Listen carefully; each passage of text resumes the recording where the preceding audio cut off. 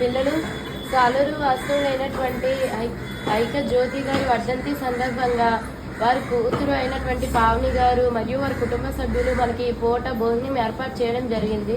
మరి జ్యోతి గారి పవిత్ర ఆత్మకు శాంతి కలగాలని కాసేపు పాటలు